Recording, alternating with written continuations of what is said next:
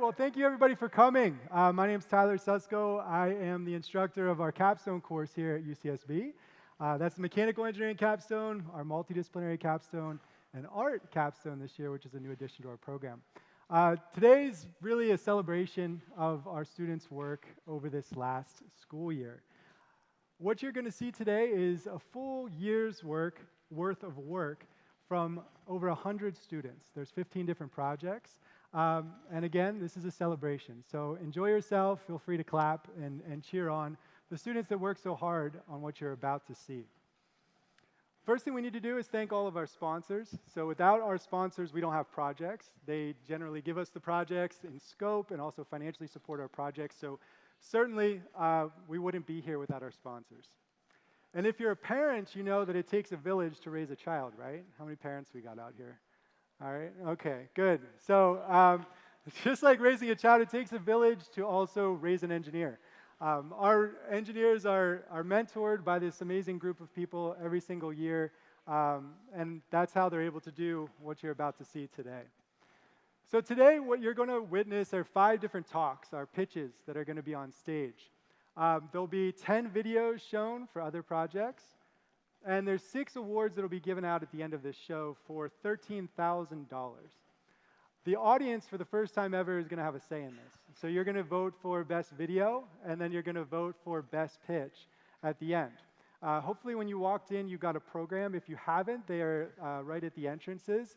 You can keep along with the program as it goes and write in scores for your favorite video and your favorite pitch so that you're prepared when it comes time to vote at the end of this show in about 45 minutes from now. So with that, I'd like to introduce our first presentation. This is BabyBot. It's the 5th year that we've been doing this, and certainly this team has done an extraordinary job this year of advancing the state of the art for infant physical therapy.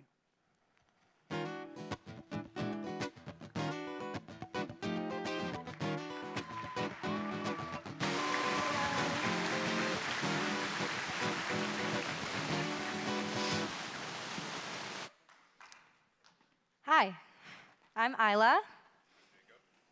And I'm Stephanie. And we're part of the BabyBot team. Now, before we get started, I want you to think about all the things you did when you woke up this morning. You probably pulled yourself out of bed, got dressed, made yourself a meal, and you probably did each of these things all on your own. Now, I want you to imagine yourself in someone else's shoes, someone who needs help with each one of these tasks.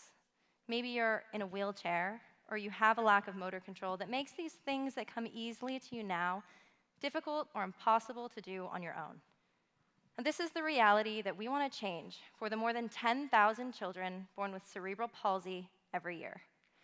Cerebral palsy is a group of motor disorders that affects a person's ability to move and maintain their balance, making the independent adult life that many of us enjoy that much more difficult to obtain.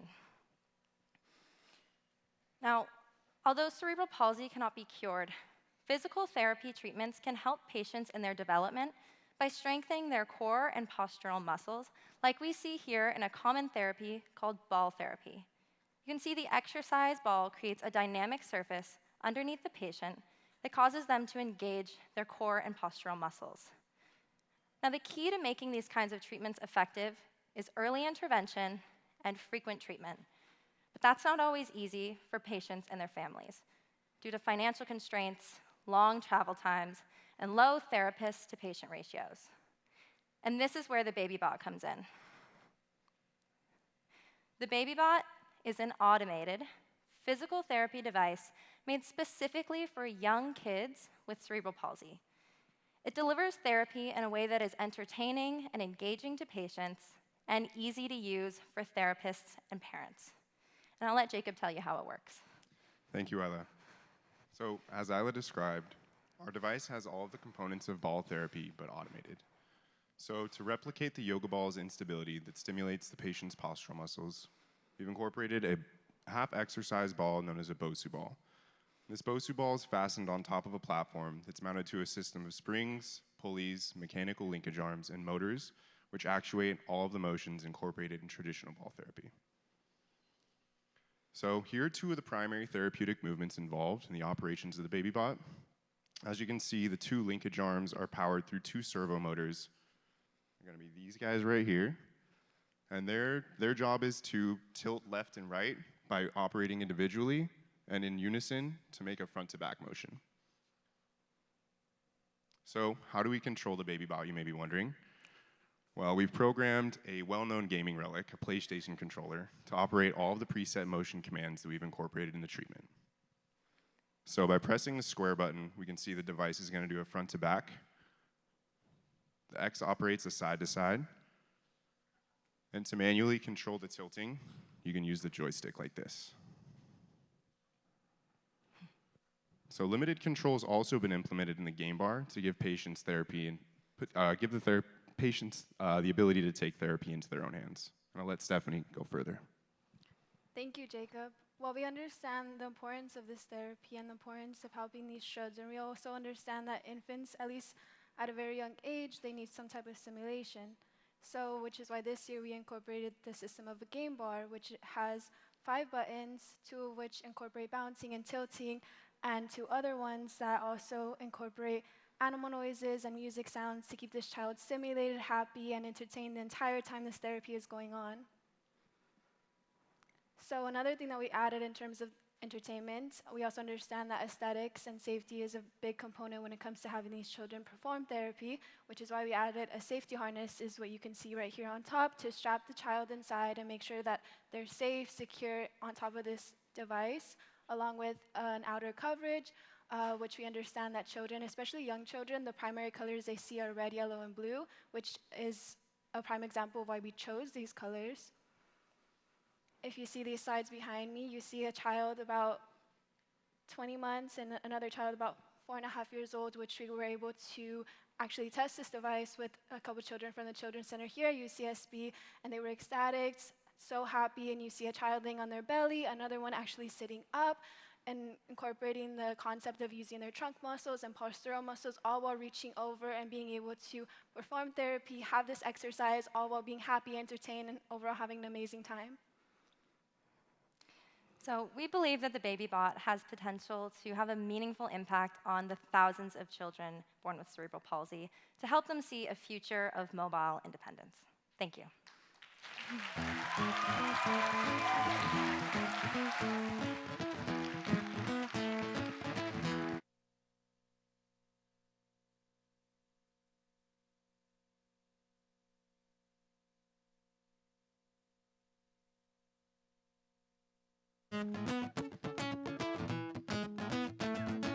Hello, this is the Carl Storrs Capstone Project consisting of 5 UCSB mechanical engineering students, Adam, Dylan, Eric, Jason, and yours truly, Alfredo.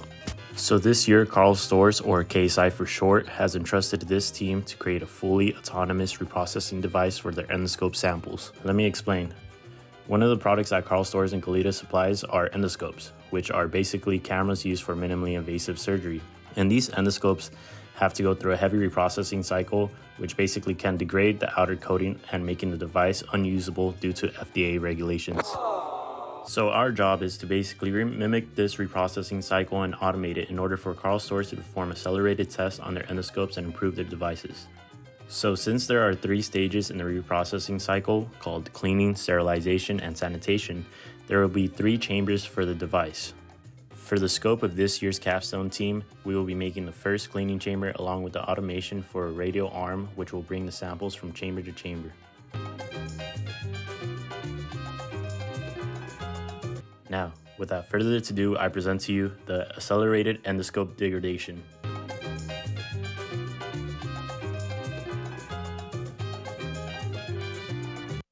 So first, let's talk about this radial arm with 2 degrees of freedom, which consists of a servo to rotate the arm in the theta direction and a stepper motor to act as a linear actuator in the Z direction. Finally, we have an electromagnet to grab the test basket. Next, let's go to the custom chamber, which has a powerful non-back drivable worm gear motor to keep a watertight seal along the lid, 2 solenoid valves to control flow rate of the water, a peristaltic pump to bring a neodisher for chemical degradation, heating pads and a thermocouple for thermal degradation, an ultrasonic transducer and pressurized jets for mechanical degradation, 360-degree valves for for chamber rinsing, and of course a ball valve for the drain. Sheesh. 2 custom PCB boards, one for which all the logic power sits in between the Arduino Mega and the Adafruit motor shield, and one which acts as our power PCB board on top of that. Our MATLAB code also has a graphical user interface, or GUI for short, which basically allows the user to easily change the parameters of each cycle. With these changes, each parameter is able to be concentrated and tested individually.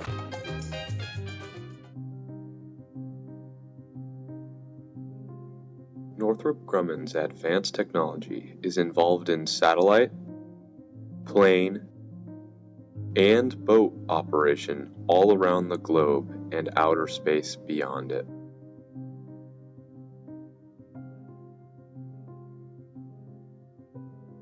Critical to the performance of these devices are the electrical packages known as quad flat packages, or QFPs.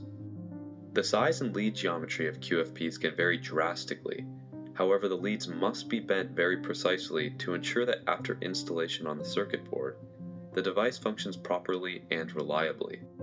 The consequence of any package failing may cause important systems to crash, resulting in mission failure, damage, and potentially harm. Northrop Grumman currently has a method for forming QFP leads. It is slow and tedious. Our capstone team brings to you AccuForm, a universal lead forming tool bent on precision.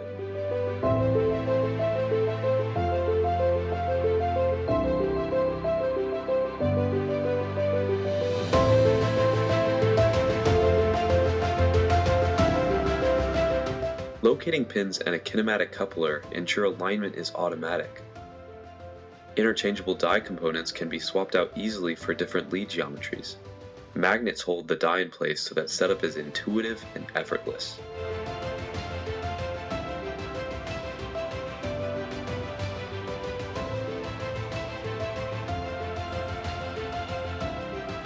To use AccuForm, insert the die components that correlate to the desired bend dimensions. Adjust the linear stage to the appropriate working distance, and set the slider to a relative position. Place the package on the chassis flush with the edge of the die.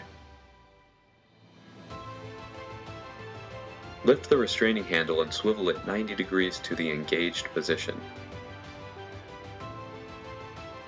Activate the press by cranking the handle, bending electrical component leads. The versatile design is highly reliable and effortless to use. AccuForm ensures that technology built by Northrop Grumman will stand the test of time and usher in a better future.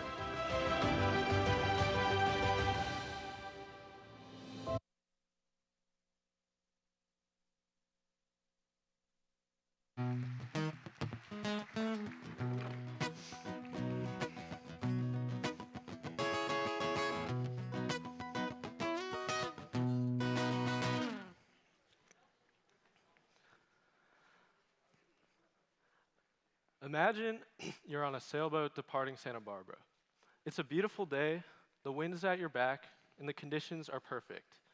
You've been sailing all day now, and as the sun begins to set, the conditions only get better. Glassy water, 11 knots of wind filling your sails, it only makes sense to continue your journey through the warm summer night.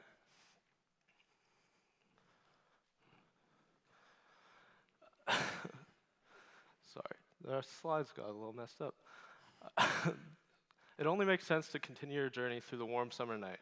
The only problem is that you can't see in the dark, and you're moving along rather quickly. You can't see what's ahead of you as your boat cuts through the water.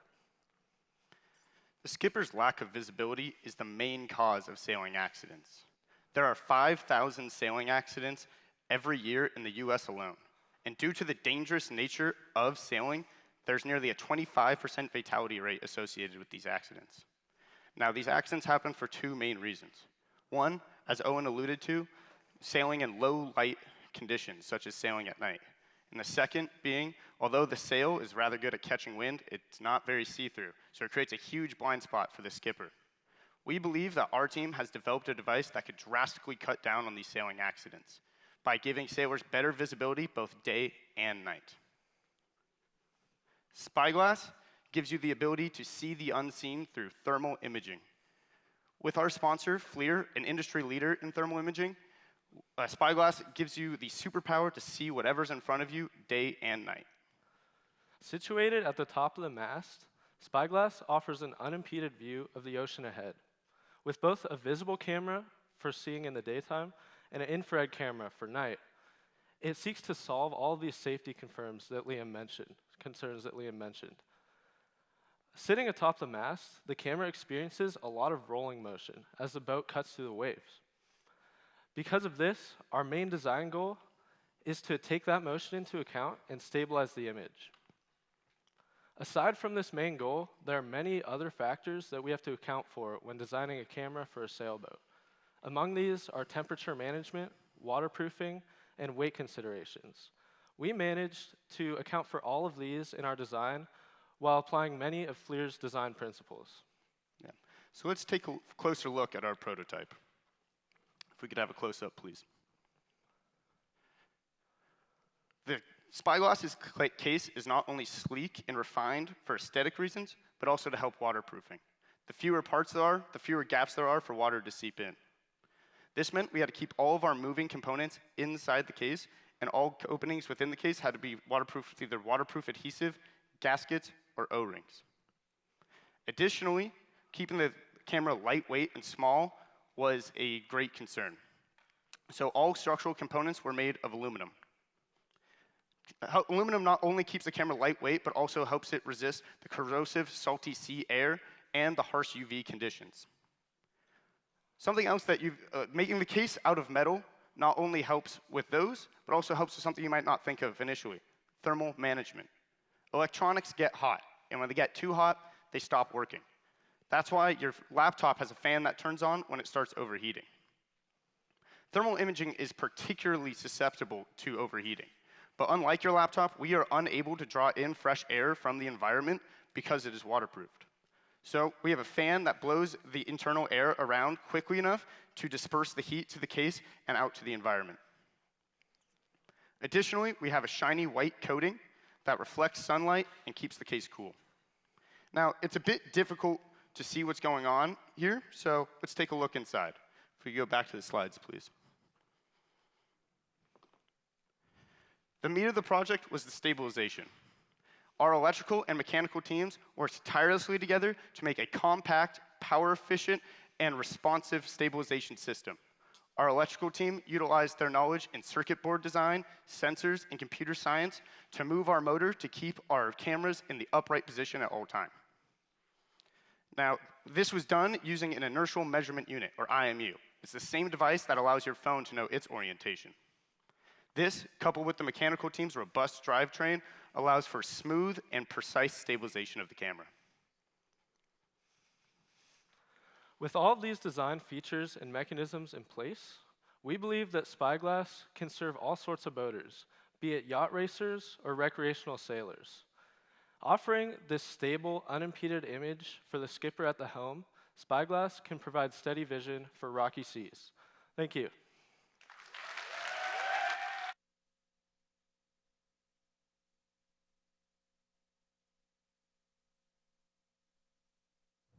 Hello, I'm Mabel, part of the Horizon Capstone team, and I'm here to introduce to you our device. There is no doubt that we are facing a global water crisis. Water scarcity currently threatens millions around the world, with global warming poised to exacerbate the issue. The UN claims that by the year 2050, more than half of the world's population will struggle to access this basic resource. Industrial desalination plants require massive amounts of energy and are not accessible in all regions of the world. This is why new technology is being developed in the form of membrane-based personal scale devices, but many of these projects struggle with salt buildup. Our solution is Horizon, the bridge between the sun and the sea. Developed in Dr. Ju's lab, Horizon is an innovative, passive solar desalination device with a self-cleaning mechanism. Using only heat from the sun, membrane technology, and flowing water, the Horizon device can efficiently remove salt from any source. The device is made up of 3 layers: a lid, an evaporator fixture, and a condenser fixture with a heatsink. Water flows in through the copper tube onto the top membrane, where it heats up under solar radiation and evaporates. Some of the salty water flows back out to prevent buildup, while the water vapor passes through the membrane. Once separated, the water condenses on the cooler condenser membrane. Then, clean water exits through the bottom pipe, ready to drink. Through extensive testing and analysis, our data shows that Horizon can successfully run for 24 hours without any salt buildup, allowing it to run continuously with minimal maintenance. At the optimal operating rate, a scaled-up version of our device could provide enough water to support the daily needs of a small household, effectively supporting communities around the world.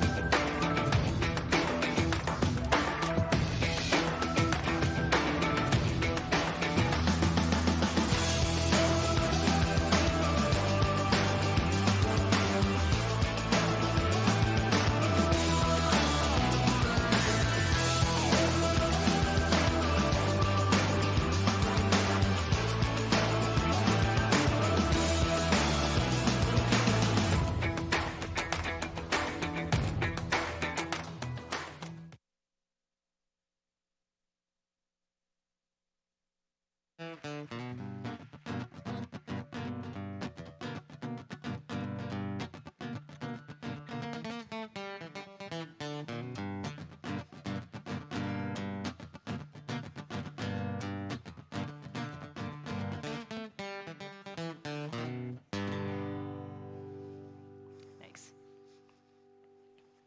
Hey, how's everyone doing? Yeah. My name is Sean. I'm Robbie. And let's jump right in and talk about robots. So the United States Navy wants to integrate robots into their forces at sea, and for good reason. The open ocean is one of the most dangerous combat environments in the world, so the fewer sailors we have in harm's way, the better. There's just one tiny problem. This is what a flight of stairs looks like on a Navy warship. This is what a door looks like. To further elaborate, let's get a show of hands. How many of you have been on a boat or a ship of any kind? Whoa, more than I thought. Yeah, so as you would all know, in order to get around inside a boat or a ship, you have to interact with a bunch of different features: doors, stairs, handrails, etc. Pretty normal stuff. It's easy, right? Oh yeah. It turns out, not really. It's easy for us humans because we have the natural ability of spatial awareness to guide us through the world we live in. Robots don't have this, and so when they try to do things that humans do, this is what tends to happen. Oh, this is what tends to happen. So to come up with solutions to those problems, The Navy asked us to design a robot that can navigate this obstacle course, which is modeled after the inside of a warship at 1/3 scale. To meet that challenge, we designed Sapper, the shipboard autonomous all-purpose engineering robot. Starting off with the drivetrain, I'd like to point your attention to the treads and the tail. The treads are equipped with special features designed to grab onto stairs and propel the robot forward up the stairs. Now, initially, we thought that was all we needed, but that turned out not to be the case. As it turned out, when the back of the treads rested on a step, they would drive the back of the robot directly into the stairs and cause the entire robot to flip over backwards. To prevent that, we installed a tail at the back. The retractable tail provides the source of external leverage to the back of the robot, which presses the treads flat against the steps, so the robot would keep moving forward instead of up and over. To interact with its environment, we installed a robotic arm onto Sapper. It has 6 motors, which offers 6 degrees of freedom. Honestly, most of the work on this arm went into coding. We practically wrote the control system from scratch, as Robbie would further explain. Take that little clicker. Thank you very much, Sean. So as Sean mentioned, the whole course is designed to be interacted with from humans, from a human perspective. So it makes it very difficult for a robot to do so. So what we've done is we've designed a number of control systems and functions that allow for the operator and the overall robot to make its way through the course as quickly as possible. One of those being the inverse kinematics, which is the easiest to show visually. Essentially, what we've done is we allowed for the robot arm to move forward, backwards, up and down, and all of these functions allow for us to get through the course as quickly as possible, essentially putting our video game in easy mode or something like that. One of the most difficult challenges was our power delivery system. We are working at 1/3 scale, and we would like to scale that up to life size or get as close to doing so as possible. And our power delivery system allows for all the motors to draw a significant amount of current in order to, obviously do, move and everything. And none of the other electronic components are heating up in the process. So we're very happy to switch it over to a little live demo. If we can go to the live demo cam. All right. So as I mentioned, we have the forward, backwards, up, and down motions. I will show how we're doing this over here. So we're going to approach the interaction point, go up a little bit, kind of move this out of the way. And then we're going to turn the robot a little bit to get everything over like that. And then we're going to rotate a little bit, get that latch all the way out of the way. And then we're going to turn back, kind of reposition here, grab onto the handle. And we're going to slowly turn as we let go of the door. And then we're going to open the door the rest of the way, scrunch down a little bit. And then we're going to make use of our tail a little bit to assist and kind of slowly bump our way down. And there you go. So if we can go back to the slides here. Thank you. So we've spent the past few months developing autonomous operations. Unfortunately, due to the difficulty of the course, we were unable to finish it, but the Navy's told us that they're going to be continuing the competition next year. So with the groundwork that we've laid here, we're confident that the next team will be able to finish autonomous operations. And with that being said, we really want to talk about what we're doing here, which is we wanted to get working towards getting people, the real people, out of the dangerous environment of a Navy warship. And by winning the robot radio competition with that, with this little trophy here, we're happy to have taken a step towards doing that. So we wanted to thank everyone who helped us do it. Oh, go backwards. And we wanted to thank everybody who helped us do it, and thank you for all coming. Thank you.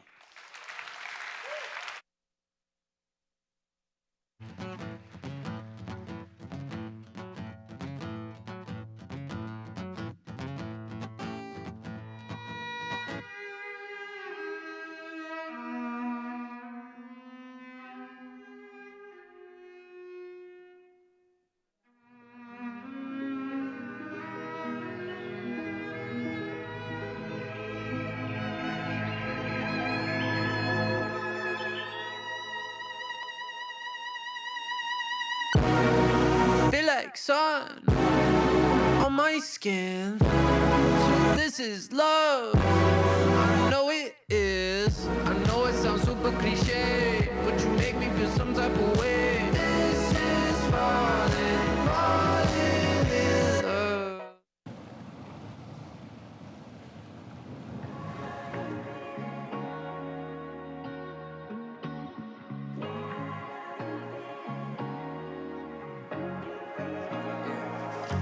Where am I supposed to be?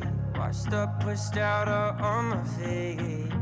Tell me, is this a dream, or am I stuck in a movie?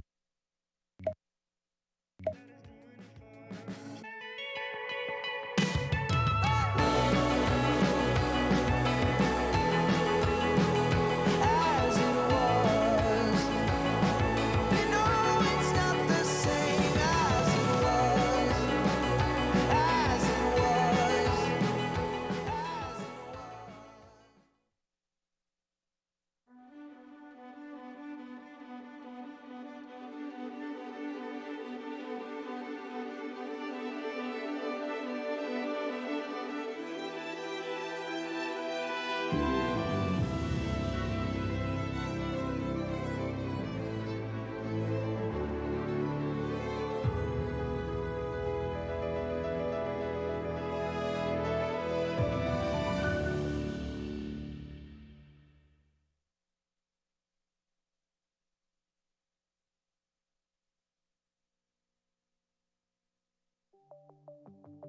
Our sponsor, Starlight Cardiovascular, is developing self-expanding stents to treat babies born with congenital heart disease. The stents are intended to hold open the ductus arteriosus, an artery that exists in all babies before birth but closes shortly afterwards. In order to compare the radial stiffnesses of their various stent designs and select the best candidate for holding open the ductus arteriosus, Starlight needs to be able to test the radial forces exerted by their stents. Due to the delicate nature of infant blood vessels, Starlight stents are extremely small and soft. As a result, commercially available stent radial force testing systems, which rely on mechanical iris mechanisms, are inaccurate in measuring the low forces exerted by Starlight stents due to large amounts of friction between the device and stent. Introducing our solution, the Hydrostatic Pressure Device, or HPD, which mitigates friction by relying on fluid pressure to compress the stent as it is held inside of a flexible membrane. The focal point of our system is a 304 stainless steel pressure vessel, consisting of a cylindrical pipe with welded couplings for temperature and pressure sensors, welded flanges, and lids with viewing windows.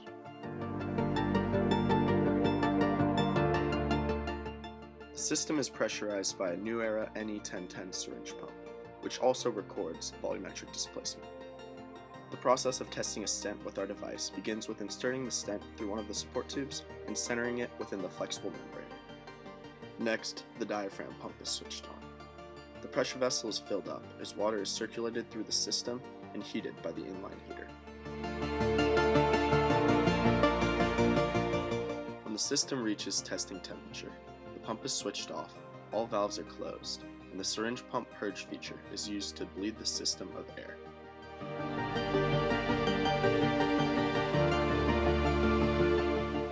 Finally, testing can begin. As the syringe pump pressurizes the system, the flexible membrane and the stent inside of it contract.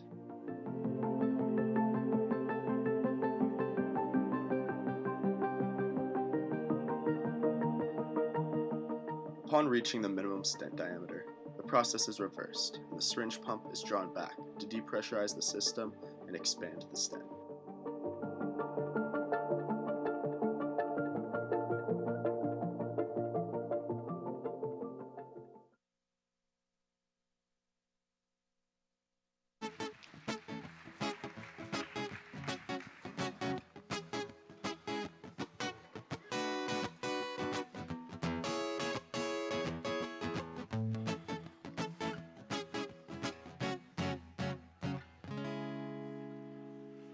Alrighty, good afternoon, everyone. The work we're about to show you is going to launch into space in less than a year.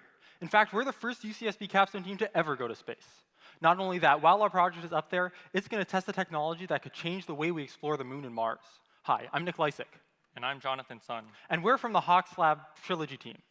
You see, as we explore beyond Earth, there are numerous challenges we have to face. One of these is securing structures to the surfaces of bodies like the Mars and Moon. For example, you could have a structure like this, where astronauts live and work, that you need to hold down, or scientific instruments, or even a larger structure, like a radio telescope. But like a lot of things in space, this problem turns out to be really challenging. Heavy foundations like those on Earth would be prohibitively expensive to launch into space. An anchoring device that's placed into the ground is appealing, but simply pushing the device in is hard. If you've ever pounded a stake into the ground, you felt the problem before. As you go deeper, you'll rapidly require more and more force. And in space, this is even worse. Gravity on Mars is only 1/3 of that on Earth, and on the Moon, it's only 1/6 of Earth's gravity. That means that a 180-pound person like Nick would only be able to push down with 30 pounds of force on the Moon. But there is a solution, and it comes from the field of soft robotics. Now, I guess most of you have seen pictures like this, big, heavy, rigid robots that are great at performing predictable tasks. But if we bent our idea of what a robot could be, we could come up with devices like these. Soft robots are compliant and flexible and can solve problems that rigid robots find very difficult. One soft robot in particular is going to help us solve our anchoring problem. Inspired by the growth of plant roots and vines, the Hawks Lab here on campus has pioneered a new type of tip-extending soft robot. When powered by compressed air, these devices extend in length without their sides moving at all. This helps us solve our anchoring problem. Without sliding through the soil, there's much less friction and therefore much less force required at the surface. This technology isn't limited to anchoring either. If scientists could deliver instruments deep under the surface, they could collect data that they otherwise wouldn't be able to get. All these tests, however, have been tested on Earth in terrestrial soils. That's where we come in. We're sending a payload to space on a rocket that will test these soft robots in conditions that mimic those on the Moon.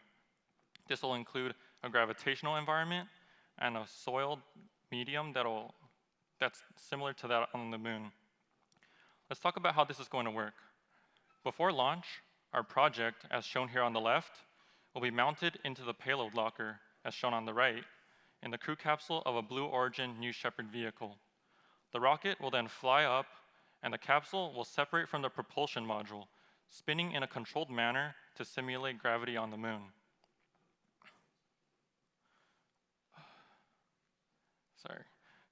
Simulate gravity on the Moon, and then, next slide, please. Our test, because it's rotating, the soil in our test will be compacted in an unrealistic way. And so to fix that, we'll be fluidizing it by vibrating the container and pressurizing, and flowing pressurized air through it. And once the soil's been prepared, the actual testing can start. So first, the soft robot anchor will be tested by simultaneously increasing its internal pressure and moving material through the center, allowing growth at the tip. While this happens, the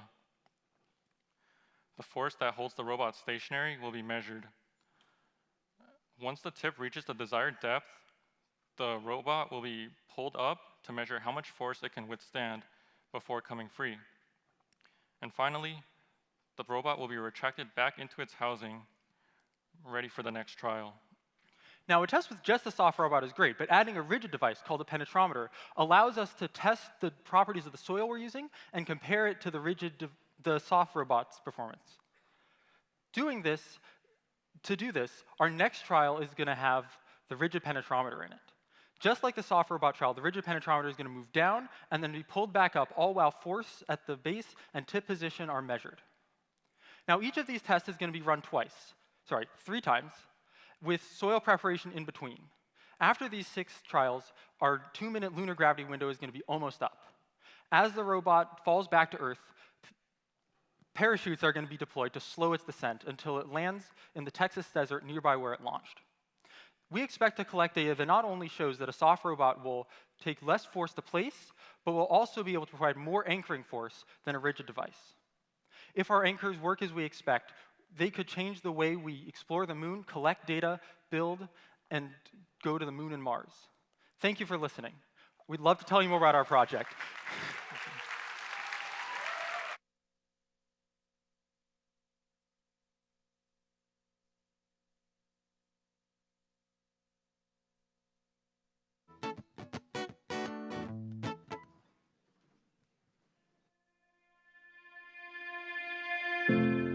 Type 1 diabetes affects millions of people worldwide. Without the body able to regulate blood sugar levels, it's a condition that changes how you have to live your life, requiring constant knowledge of your glucose levels to avoid what can be life-threatening events. Lakshmi Therapeutic Devices is a company on a mission to improve the lives of people with diabetes through a sensor that will interact with glucose in the body. However, to properly test the sensor, its response to multiple concentrations of glucose, as well as glucose at low oxygen levels, needs to be tested and analyzed to ensure proper function in the body, a naturally low oxygen environment. Introducing the Smart O2 system, a system designed to hold the Lakshmi sensors for testing, expose the sensors to glucose, and deoxygenate the glucose to user input value. The system deoxygenates with equipment that bubbles gases into the solution using accurate flow control of a mixture of nitrogen and oxygen. Seamless integration of the deoxygenation equipment with a fixture for holding the sensors and a linear actuator for raising and lowering the fixture enables automated exposure and deoxygenation of glucose. The system can additionally rotate and expose the sensors to up to 8 different glucose concentrations and rinse the sensors between tests. And a series of sensors allows accurate and repeatable movement of the fixture into and out of solution with safety features to prevent collisions with the beakers. Furthermore, a graphical user interface enables flexible sequencing for a variety of concentrations, orders between concentrations, and deoxygenation values, with real-time tracking of oxygen levels in the glucose that saves all data for the user. With the Smart O2 system, which has been tested for robustness in control and operation, the Lakshmi staff will be able to run the system hands-free for over 12 hours with high precision and throughput, pushing forward the testing of their sensor and mission to improve the lives of people with type 1 diabetes. This is Smart O2.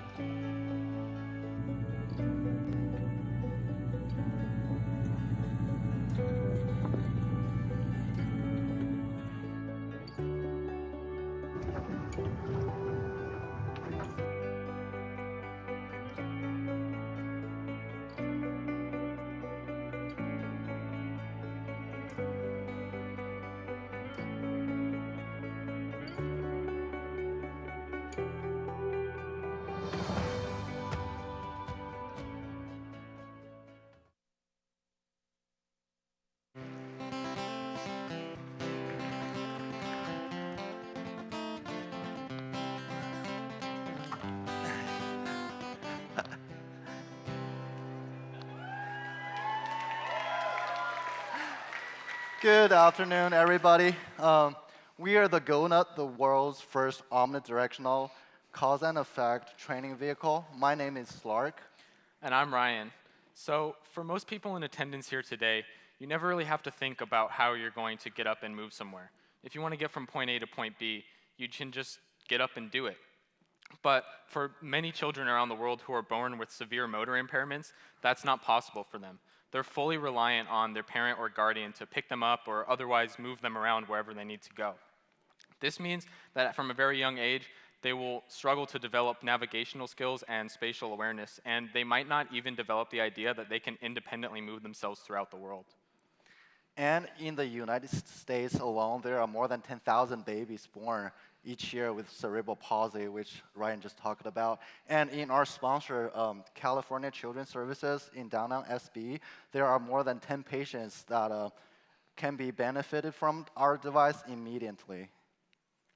So our device is what's known as a cause and effect vehicle. And if you've never heard of one, don't worry, I'll explain it to you. It's pretty simple, really. When there's an action, it causes an effect.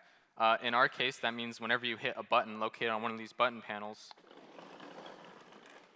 there's an immediate reaction from the vehicle. This helps children from a very young age, age 0 to 6, are meant to use this device. It helps these children link their actions to their own movement, something that they can't do without something motorized like this. And they're often too young for a powered wheelchair, so this will help train them to associate their own actions with their own movement, and then when they get older, they can graduate to a powered wheelchair, and hopefully they've developed a sense of independence that they wouldn't have had otherwise. So yeah, with the GoNut, those children who are born to be pushed around can finally gain the control of their life, their movements for the first time. And it's called a GoNut. Obviously, it looks like a donut and it goes. So children love donuts, and the donut serves also as a bumper. It's really safe. So different from a normal power wheelchair, our GoNut is designed specifically for younger children, like age under 6. So you might notice that we have these buttons, each button for a different direction. You might ask, why not a joystick? So as you might notice, most of our patients have very limited motor controls, which means they can barely control their muscles. When they want to go for something, they either go 100%, just bam, slam on it, or they might not be able to move a bit. So we figured instead of teaching them how to use the joystick, they can slam a button and go in no time, like that. Wow, you got your hand up there so nice. And most importantly, we have this omnidirectional drivetrain that enables our patients to feel all the natural movements that a normal person can produce, including stepping sideways and staying in place. So they won't stuck with parallel parking in such a young age. So there are numerous safety features that are built into this. First of all, we have a highly visible emergency stop button located on the back of this. We also have a regulation car seat that's used. It also has these nice little holders here for patients' necks. A lot of them at a young age can't support their own heads, so this helps support them when they're strapped into this. We also have, as Slark mentioned, this nice donut bumper. And not only does it look adorable, it's also made out of a soft foam material, which means that you can drive it into a wall or another person and it'll be totally safe. No one will get hurt. We also have numerous textured button caps. Slark has a few over there. They can easily be taken off and removed from this button panel, so the child can pick whichever one they want from there and then set it onto here to use in their therapy sessions. And some of them are textured only on a quarter of the button. That way, if a child is visually impaired, they can feel on the button panel which direction that texture is pointing, and they can still use it even without being able to look at it. Our general aesthetic was helpfully provided by our art team. They chose a lot of bright colors and primary colors mostly because children, especially young children, are drawn to high contrast, very bright colors. And so our design was built around that. We also have brown on the donut and at the bottom to make it look gender neutral, so that way boys and girls will both feel comfortable getting into this. And who doesn't like sprinkled donuts? So. And this is our one of our testing videos with Miss Gwen Susko, and you can see from her smile. What? Hey. Wow, Gwen, that makes it go this way. What about the red button? What's the red button do? Whoa! How about the blue one? Oh boy. Oh, that's a spin button. Oh boy. Yeah, as you see, when communicating with young children, you better do like a color instead of going forward. You can see hit the red button, then they'll know the red is for forward. And again, we are the GoNut, powering life in every direction. Thank you. Thank you.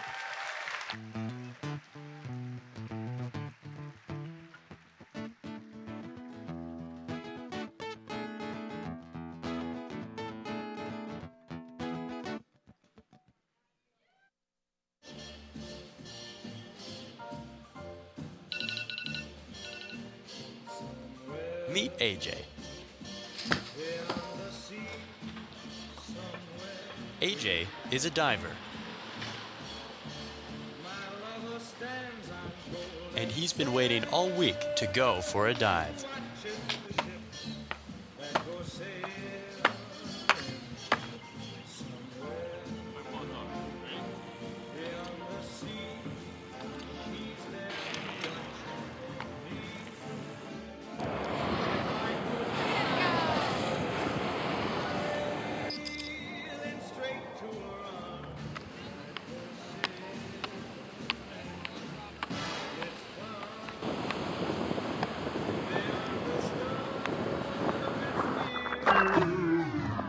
Now imagine AJ's disappointment when the ocean visibility was so bad he couldn't see a darn thing. Frustrated and with his day ruined, AJ thought to himself, what if there was a way to check the viz before getting into the water? So AJ got right to work. He started by assembling an elite team of 6 UCSB engineers. And after 9 months of research, dozens of prototypes, lab tests, field tests, presentations, posters, and more, AJ and his team arrived at the answer.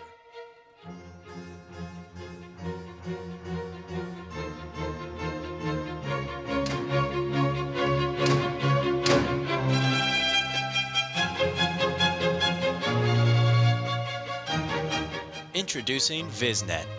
VizNet is the world's only provider of real-time ocean visibility data uploaded straight to the internet.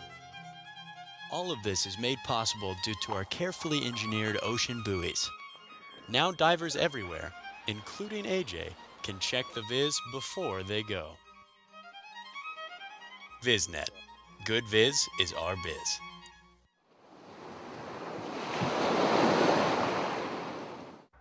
This is Marburg Industries, a waste management company. This site in particular is the construction and demolition facility for Marburg, servicing the greater Santa Barbara area and collecting and sorting waste materials. Private and public vehicles come through and dump trash on the floor, where water misters must be used to keep the dust down. The ground here becomes very muddy, and cars leaving the site end up tracking this dirt onto the beautiful streets of Santa Barbara. Our team was tasked with developing a product to clean these vehicle tires before they headed back out onto the road. Willie Clean is an integrated tire wash system designed to solve this problem simply and quickly. The system features a passive bath system previously used by Marburg, combined with an active dual filter filtration system. A series of grates and pavement are also included as a passive drying system to further reduce water track out. The system is designed to be easily integrated into the existing infrastructure at Marburg. Now, this bath on the full scale is 72 feet long. For our project, we set out to build a smaller prototype to test idea feasibility.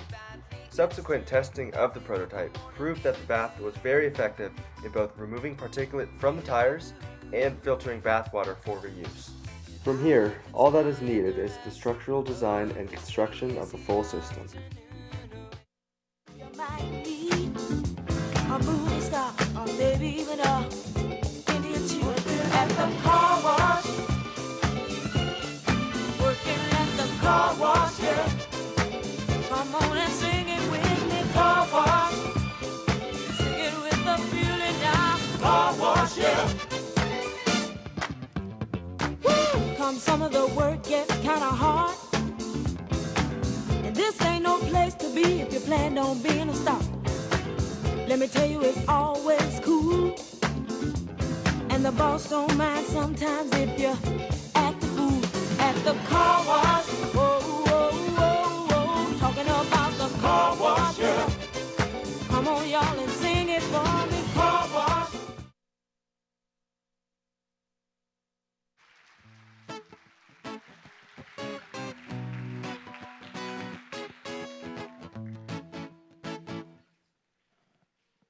Thanks, Matt. All right, this is the part that we're all waiting for, the awards.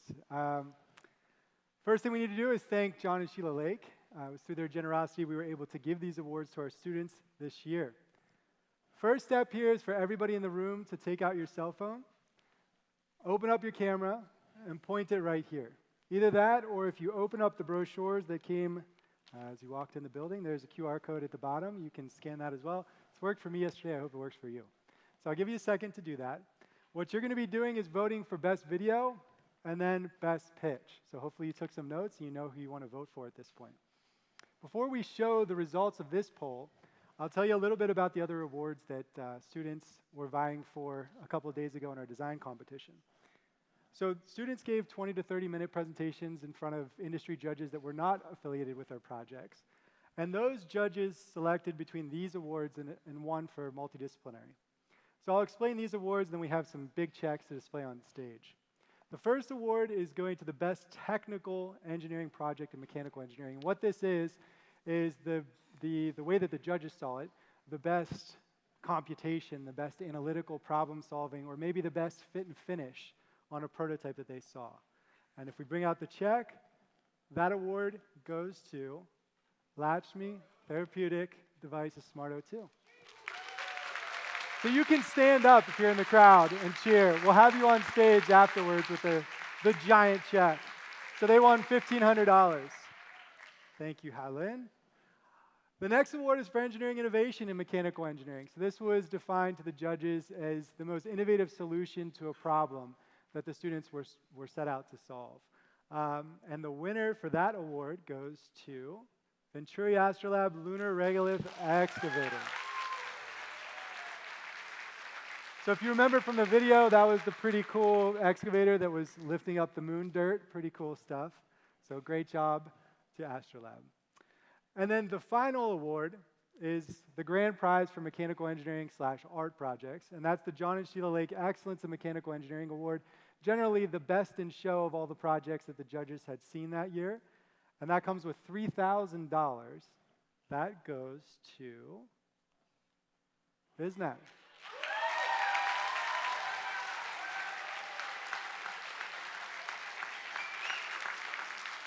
It should be mentioned that that project also won 3rd place in the business plan competition here on campus as well. So good job, BizNet. Those guys are making money. Okay. All right. The next award, and this one comes with $6,000, is our Multidisciplinary Engineering Award, the John and Sheila Lake Excellence in Multidisciplinary Engineering. This is for our teams that had really big engineering teams made up of 5 mechanical engineers, 5 electrical engineers, and sometimes up to 3 artists. The winner for this project, for this award, is Teledyne FLIR Spyglass.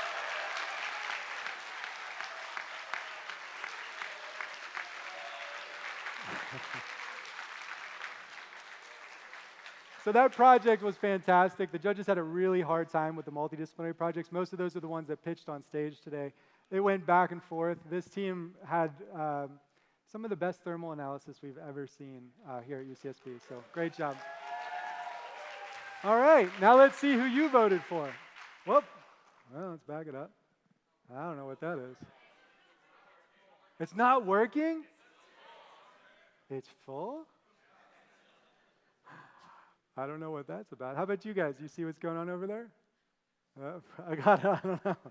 Well, let's see what you voted for anyway. All right, well, it seems like it's, no, that would have changed probably, right? Okay, so we'll give it to BizNet. I'm sorry if it didn't work for everybody. Do you think that the results would have changed? Looks like a pretty dominant win there. And then best pitch, CCS.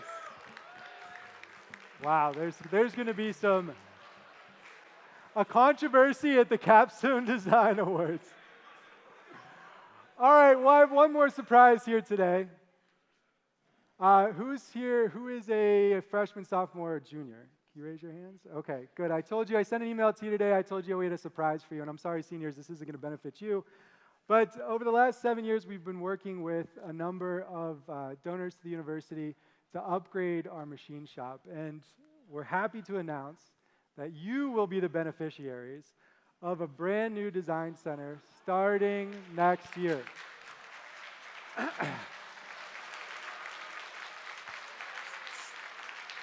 So if you've been down there, you've seen we have this machine shop. It's a bit old. We checked the equipment tags down there. The equipment's over 50 years old. We're going to be able to clean out this space, update the floors, the walls. There's going to be working space for you with desks. We just bought 11 CNC machines that you all will have access to. So we hope that next year in Capstone, it's going to be even better than this year. So thank you all for coming. I hope you had a good time. For the kids that are in the audience, I hope you learned something and you want to be engineers. All right. We'll see you next year.